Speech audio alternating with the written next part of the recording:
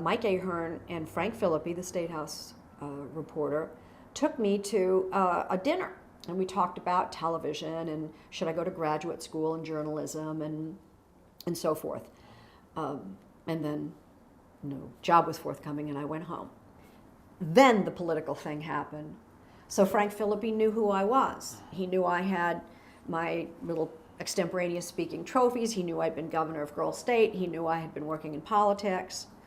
And so he knew to tell me about this opening.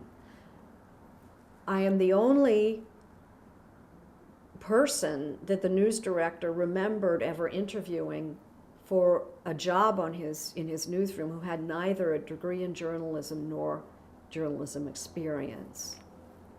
And he interviewed a couple hundred people, not interviewed, he had applications for a couple hundred people for the job.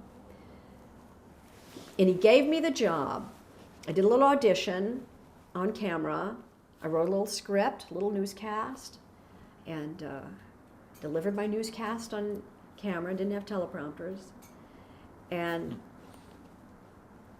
I knew it had gone well. If there's one thing I could do, it was organize thoughts. I was a good writer, and I could talk news. Problem was, there were two problems. I knew about one, I didn't know about the other. One was that the general manager of WISH-TV at that time, a man named Bob McConnell, was a well-known and active Republican, member of the Pioneers or Golden, I don't know, some fundraising thing. And so he was a very well-known Republican, and I'm just coming from Democratic State Central Committee, never mind my father, the Republican, got me the job.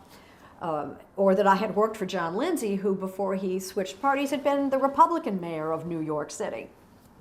Nonetheless, before he agreed to hire me, we had to have a little talk about whether my political background would color my reporting.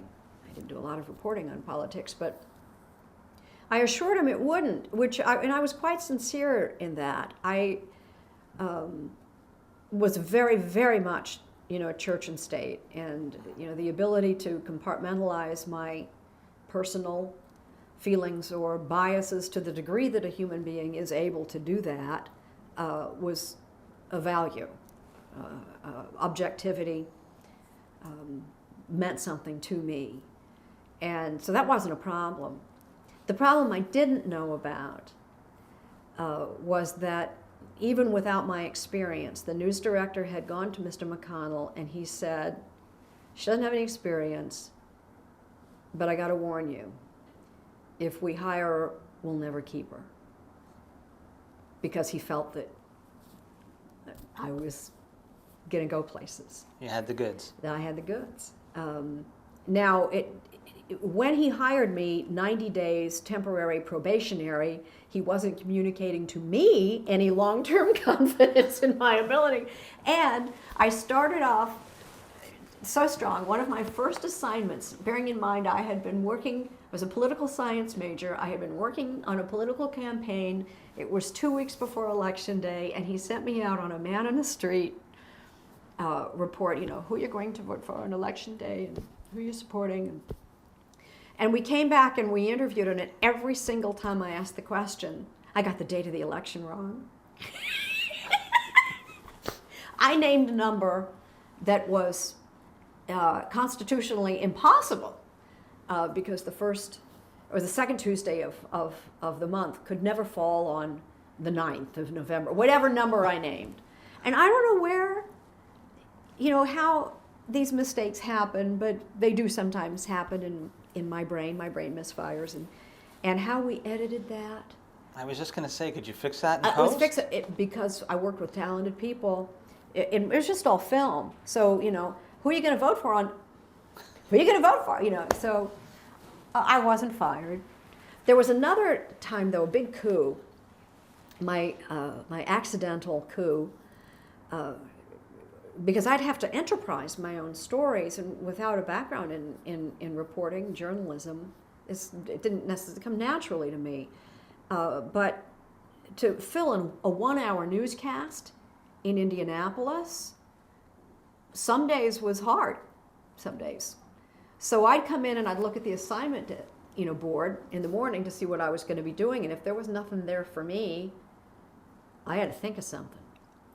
Well, not to imply I had a big social life, because I didn't, but I happened to be dating at that time a guy who grew up on a farm, and I'd been out to his parents' farm, and it was a really wet fall, and his father was pretty worried because how he was going to get heavy machinery into the fields to harvest with the soil so muddy was a problem. So I said, why don't we do a story about that? I chose that day to wear my glamorous platform multicolored shoes. Platform shoes were in 1972. And so I'm going to do a story about mud on the farm in my shoes. So I go out, we do the story. My guy I'd been dating, his father, he goes along with it, so we use their farm. I do the story, I come back, it's the lead story in the Associated Press Wire.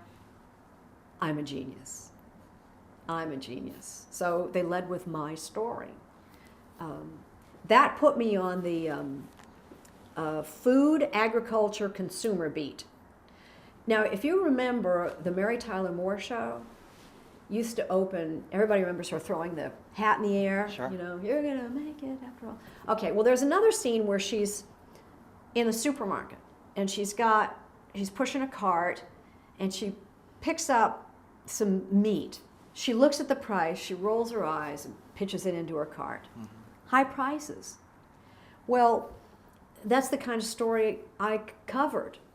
Why were meat prices high? I was the consumer reporter.